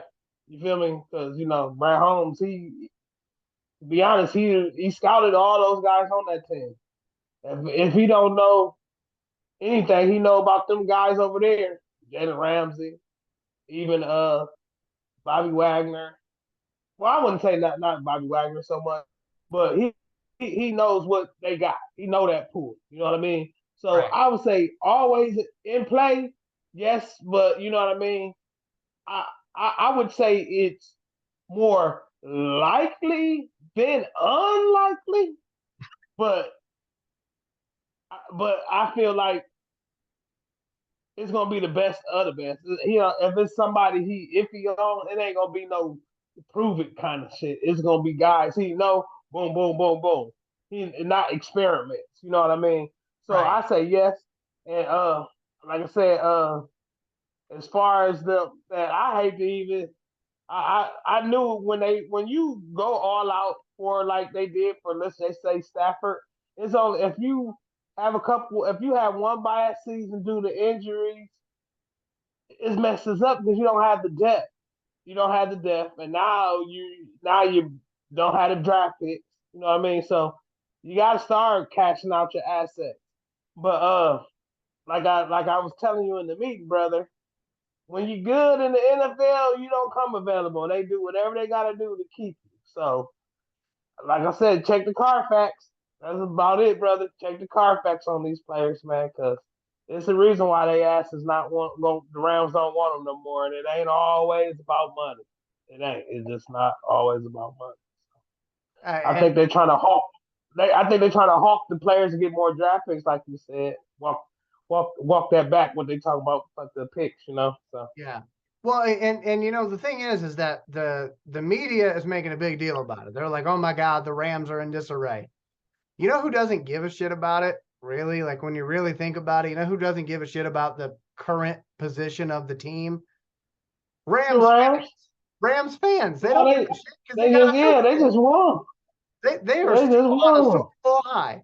Okay. And see, that's the thing about like NFL GMs. I've always had this theory that NFL GMs, they're starting to think like NBA GMs. Because NBA GMs are like, listen, we just need to win a championship. Whatever we got to do, let's win a championship. Let's get one star player who will attract other star players here. We don't need to worry about developing anybody anymore. We just need to make a super team, because that's what LeBron does every single year. He just, he seemingly attracts talent to LA or wherever he is, and then they go out and they get to the finals. And you don't see a lot of teams anymore in the NBA who like draft a kid, develop a kid, and then win a team full of kids they develop, or win a title with kids they develop. You just don't really see that too much anymore. And I think the NFL was starting to test that theory, because you had the Buccaneers do it with Tom Brady, and then you have the Rams do it this past year. And both of those teams are kind of suffering for it. But in reality, their fan bases don't care, because they're still able to brag about the fact they won the Super Bowl. Look at the Denver Broncos.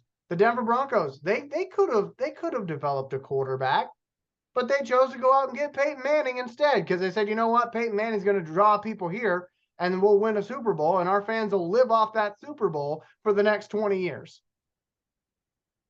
So I've always had that theory with NFL GMs that all they need to save their ass is one Super Bowl. Mm-hmm. That'll get a Super Bowl to give them. That Super Bowl to give them 5 years, and in some cases, damn near 10. Exactly. So for the Rams, like I said, the media is going to make it a big deal and be like, oh my God, everyone's worried about the Rams. But talk to a Rams fan, see how they feel about it. Because I guarantee you, you know what they're going to talk about? That no-look pass in the Super Bowl. Oh my God. And they're going to say, hey, guys, that was 2 years ago. Yeah, we don't care. Oh yeah, them Rams fans, they still make me sick. Because you know what? They don't pay attention to the team anyway whenever they are playing their regular games. They're at the beach or wherever else, because it's LA and they don't really care. But anyway, Bobby Wagner, I would say, if you're going to get anybody from the Rams who is currently on the open market, because remember, Jalen Ramsey, you would have to make a trade for. On the open market, Bobby Wagner's out there. I would say make a play for him. And I know Reggie earlier was saying that he said Edmonds. He wants Edmonds. The Lions should make a play for either Bobby Wagner or Tremaine Edmonds out of the Buffalo Bills organization, because the Bills, they were kind of, for lack of a better term, selling their soul there for a little bit, trying to get a Super Bowl. And unfortunately for them, they didn't get there because they don't have a running back. But now maybe this year they'll actually figure that out. But yeah, that was the Bills' problem. And I know I talked about that a ton on my radio show, was the fact that, if they could just find a running back, they would be fine. And what do you know? The team that beat them was the Bengals, who had Joe Mixon. And that was not a fun show for me. I got a lot of angry phone calls. But anyway, Rams, I would say go after Bobby Wagner. I think he would be a good addition to our team. I know he's out there right now. Leonard Floyd, I'm not saying don't go after him, but I don't know that we need him. I think Bobby Wagner would be the more impactful player of those two. What do you think, Bobby? Yeah, it'd be like Floyd would be similar to the Brockers to me. You know what I mean? So no, because nothing against Brockers. He came here. He was a good guy. He said all the right things mostly, but he never played. He was a healthy scratch. So no. But Bobby Wagner is still one of the top players in the league at his position, even though he's closer to the end of his career than the beginning, as most would say. But this just his knowledge, what he brings to that linebacker room that's just thirsty for knowledge, because they got the energy, they don't got the know-how yet. So I would love to see how that, but pretty much mainly because I don't want to pay for no coach. I want to see him do something on the field. So mainly because he's still the top player at his position, and he's an older guy. He's seen a lot. We got a young ass defense. He can help in front of him. He can help behind him. That's the main reason why. I love what you just said, that you don't want to pay money for another coach. You want to pay to see what he does in the field. So what you're saying is you love the fact that we have coaches who are former players, but you don't want a player coach. No, hell no. I don't want no coaches. I don't want no player that's transitioning to being coach. No. Right. Okay, so we're gonna move on to our next topic here, and this is probably gonna be one of our last ones. We'll loop in a bunch of stuff with this for you.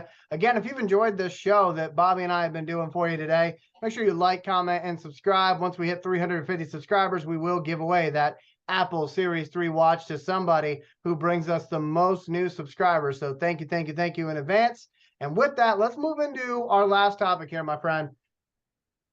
Are players who are up for other teams to poach.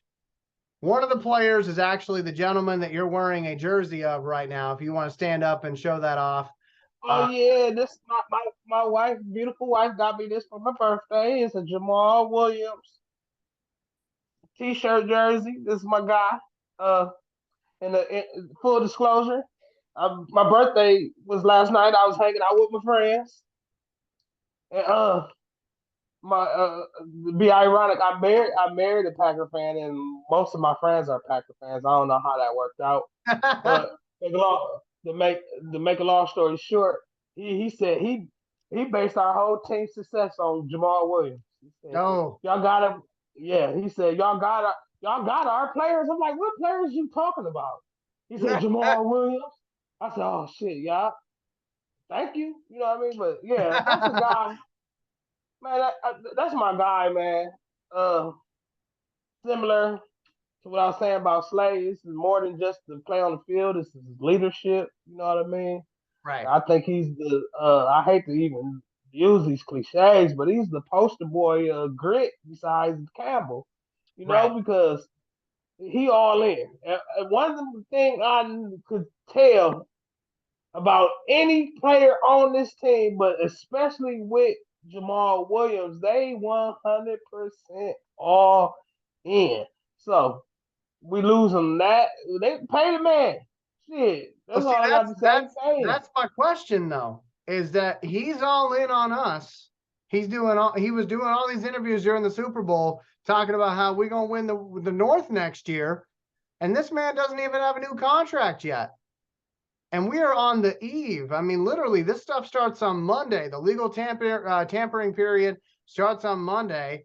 And on Don't do it, Wednesday, this Elijah. whole thing, You gonna make me. You gonna end up pissing me off if you don't listen, come to the line. It's gonna be your fault.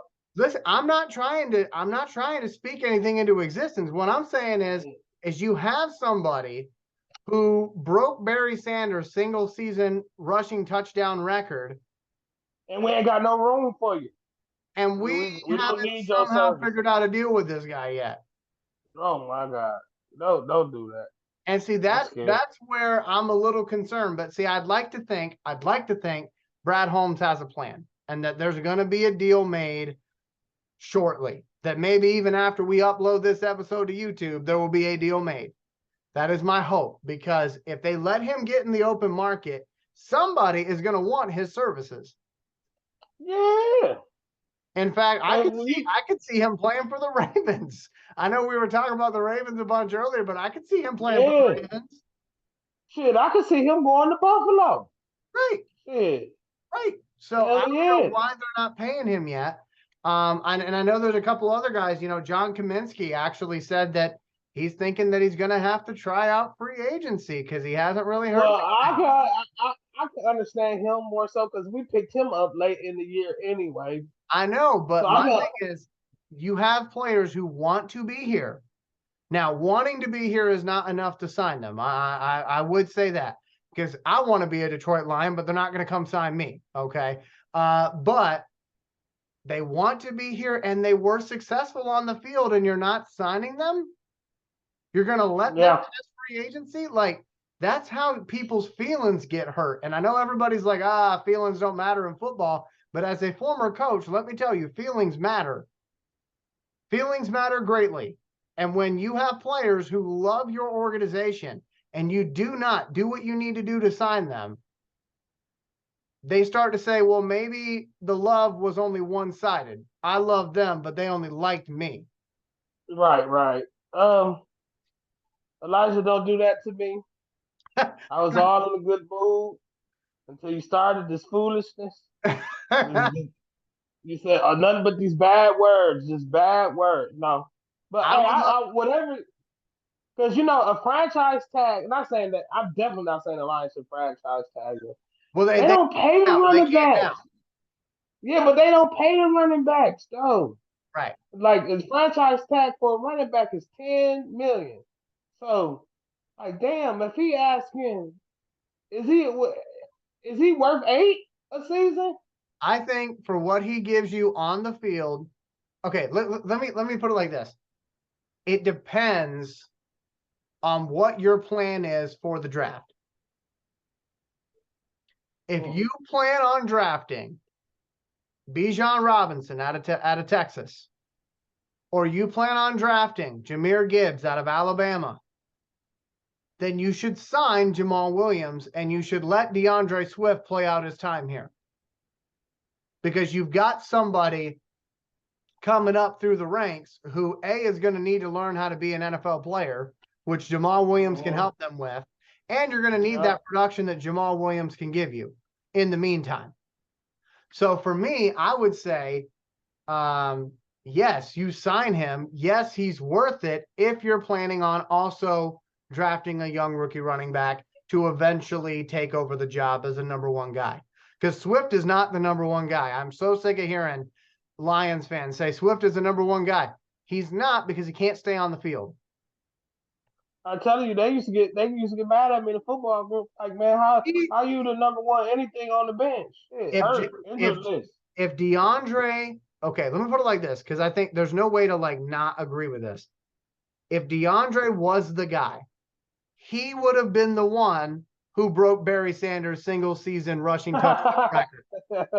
Right. Because they played behind the same damn offensive line. So he is not that guy, okay? He's not going to be that guy, but you still have time with him. He can't take the pounding like Jamal Williams can. Right. So that's why I'm saying you keep Jamal and you draft a young running back behind him. But I still think no matter what you do, you keep Jamal. And unfortunately, the Lions are not signing him to a deal. I would have thought we would have heard about a deal by now. Like, legitimately, I would have thought we would have heard something by now, an extension, because they can do an extension at any time. They can no longer franchise tag him. So come Monday. Yeah, worth that. So come Monday morning, other teams can start talking to him. And it would be a damn shame to lose him. They better get it together by tomorrow. I'm giving them a deadline. I'm sick of this shit. So we'll see what happens. As far as the Lions are concerned, though, Bobby, as we wrap this thing up, is there anybody? I mean, we don't have all the money in the world to spend on players this free agency period. Is there anybody that you really want the Lions to go out there and get who is a free agent? Or are you not worried about that? Man, if Brad Holmes we trust, even you said it in a couple of our podcast episodes in season 1, Big Dog. You interested to see how what Brad Holmes do to keep these guys? What you gonna do, brother? This Elijah already told on you, Mr. Holmes. So now I'm watching, and I'm really watching you, Mr. Holmes, because I'm blaming it on you for real, man. Elijah said about Mr. Williams, pay the man. Pay the man. Because Elijah is a messed up fortune teller that always be correct. Please. But anyway, yeah, man. I want him to keep Jamal Williams. I think he's the leader of the team, man. More so than the damn quarterback, to be honest. I think I'd be more mad about seeing Jamal Williams leave than I would be Jared Goff. And that's only because Jamal Williams, any soundbite, any time you even see it, when you see Jamal Williams, even on the field and off the field, you can tell he's going 100% all in. Body language, tone, performance, you know what I mean? He fighting the coach in warm-ups, in a joint practice. Right. You know what I mean? He there, man. I love the players that you don't have to hype up. You know what I mean? I don't have to give you a pep talk to get you going. This boy, he the catalyst. Right. The catalyst we need. So I'm interested to see how much they value morale and leadership more so than just actual dollars and performance. So, I'm interested to see how that play out. So for me, I'm interested to see, does Brad Holmes do what he's been doing? You know, this is going to be his third draft for the Lions, which means this will be his third free agency period, I do believe. And in the first two, he took care of his own guys before he went out there and got anybody else. And because we don't have a lot of money to spend, we don't have the biggest pot of money. We do have some money, but we don't have the biggest pot of money. I'm curious to see, does he take care of those guys who want to be here before he goes out to try to find other talent? Or does he say, I know that you want to be here, but we're going to give all this money to Bobby Wagner or Tremaine Edmonds? Yeah, I'm a fan. I'm a fan of, like, if we get, like, I don't know, man. I don't even want to seem like a hypocrite because I truly believe that the good players don't hit free agency. It's certain acts. There's exception to every rule. Is just knowing if is these guys one of them. I don't know. If I was gonna roll the dice, it'd be on the guy like Bobby Wagner, but Tremaine Edmonds. I mean, Edmonds, he's still a young kid, ain't he? He's still pretty young, ain't he? He is. But like I said, that could be the situation. Maybe this is the year where he says, I'd love to take care of our guys, but they're going to have to give us a hometown discount because we want to go out there and get somebody who's big time. We'll see. Check the Carfax, Mr. Holmes. Check the Carfax, yes. Hey, so we're going to go ahead and close this thing up. Closing remarks, Bobby Bless. You go first, my friend. Oh, my man, it feels good to do an episode on a Saturday, man, because we got all the info for the whole week and all that kind of stuff. I wish that it feels funny doing it without our guys, the numbers man and our resident defensive coordinator. But hey, it ain't nothing I got to get used to. I know that damn much. I miss my brothers. That's probably my closing remark, to be honest, man. Yeah, hey, I certainly agree. It does feel a little weird, but I do appreciate you spending the time with me here to do this episode. I hope folks enjoy it. Again, if you've enjoyed this episode, please like, comment, and subscribe. Yeah, and, somebody already asked me when it's dropping too. So yeah, and hey, we gave you a lot of talk from a lot of different teams about a lot of different teams too. So hey, share this with your friends who maybe aren't Lions fans and get them involved in the conversation because one of my favorite hats, my wife. I love that hat. That's an awesome hat. Yeah. That's an awesome hat. So folks, get them involved. Make sure you like, comment, and subscribe, and let's see what happens in this wild, wild west of free agency coming up this year. Jamal Williams. Pay Jamal Williams. Pay that man. I certainly agree. Yeah. I certainly agree. Folks, for Bobby Bless and myself and for Reggie and Nate, who are not here but wish they were, have yourself a great one. This has been the On the Hunt podcast. Go Lions.